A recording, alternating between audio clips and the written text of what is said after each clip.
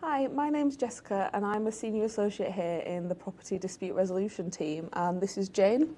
And I'm a consultant in the Residential Estates team. So today we're going to be talking about the Leasehold and Freehold Reform Act 2024, or we'll call it LAFRA throughout this, which is slightly easier. This bill was passed on the final day of Parliament in the wash-up. LAFRA mainly focuses on wide-ranging changes to leasehold enfranchisement. However, it also introduces some significant changes to the Building Safety Act, which is what we'll be discussing in this video.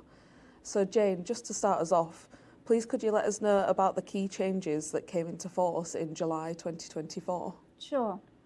Section 117 of LAFRA addresses the recovery of legal and professional costs via service charges. It amends Schedule 8 of the BSA, which provides leaseholders protection and means that they do not have to pay any of the legal and professional services costs incurred by any person liable for a relevant defect. The amendment introduced by LAFRA enables resident management companies or right to manage companies to recover legal and professional services costs incurred in connection with an application or possible application by the company for a remediation contribution order after 24th of July 2024. So what does this mean for leaseholders? If a lease already permits legal and professional costs to be recovered in connection with an application or possible application for a remediation contribution order, those costs can be recovered. It doesn't create a new right and is not retrospective, so any costs incurred before the 24th of July cannot be recovered. Essentially, Jess, it's a game changer for RMCs and RTMs who only have service charge monies available to them and didn't previously have the funds to make an RCO application. This delayed works and left buildings unsafe, but these groups are now empowered by this change.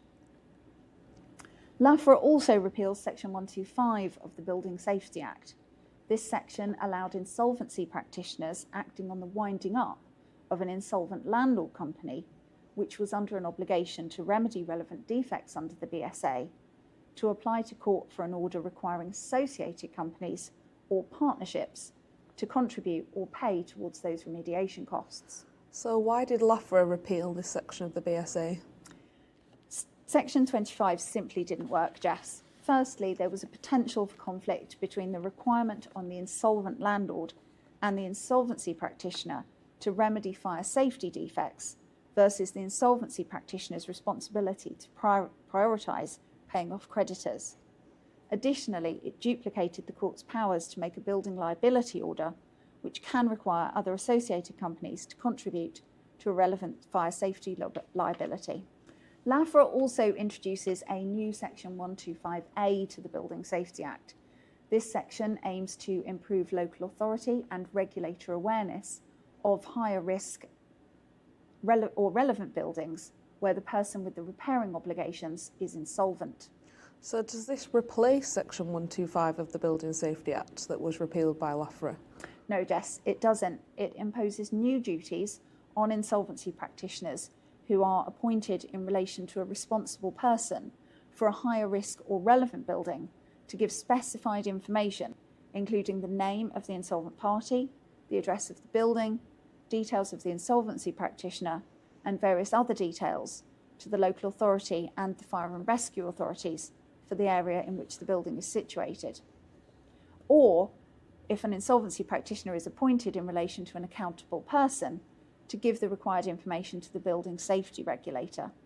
This must be done within 14 days of the insolvency practitioner being appointed. Interesting, and that just seems a bit more practical than the original Section 125. It certainly is, Jess. Perhaps you could summarise the further changes that came into force on the 31st of October this year. Yep, of course. So the main change that came into force on the 31st of October is Section 114 of Part 8 of LAFRA, which amends Part 5 of the Building Safety Act by introducing a definition of relevant steps in relation to the remediation of relevant defects. Relevant steps are defined to mean steps which have as their purpose preventing or reducing the likelihood of a fire or collapse of a building or part of a building occurring as a result of a relevant defect, reducing the severity of any such incident, and preventing or reducing the harm to people as a result of any such incident. So Jess, how does this feed into the case of Triathlon Homes and SVDP and Get Living? So by way of reminder, Triathlon Homes made 5 applications for each of the blocks in a residential development to the FTT for remediation contribution orders, and this was in respect of various costs resulting from fire defects and for fire safety measures. In Triathlon Homes, one of the key arguments put forward by the respondents, who are the developer and an associate of the freehold company, was that Section 124 of the Building Safety Act, which refers to the costs incurred or to be incurred in remedying the relevant defect, does not extend to the costs of installing an alarm system or engaging a waking watch, i.e. taking preventative measures. The key point of this argument was the difference in wording between Section 124 and Schedule 8 of the Building Safety Act. Section 124 of the Building Safety Act said that costs incurred or to be incurred to remedy a relevant defect fall within the costs of a remediation contribution order.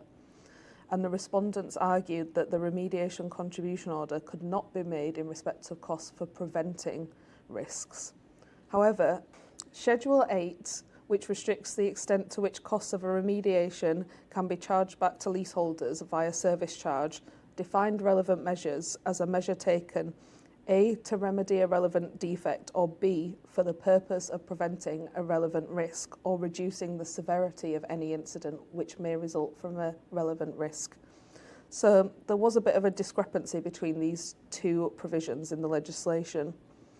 Section 114 of LAFRA amends both Schedule 8 and Section 124 by adding in the definition of relevant steps, which I just talked about, and also by removing the alleged point of distinction relied upon by the respondents in Triathlon. Schedule 8 now defines a relevant measure as a measure for the purpose of A, remedying the relevant defect, or B, taking a relevant step taken in relation to the relevant defect. And Section 124 now includes wording that costs incurred or to be incurred in taking relevant steps in relation to a relevant defect can be included in a remediation contribution order.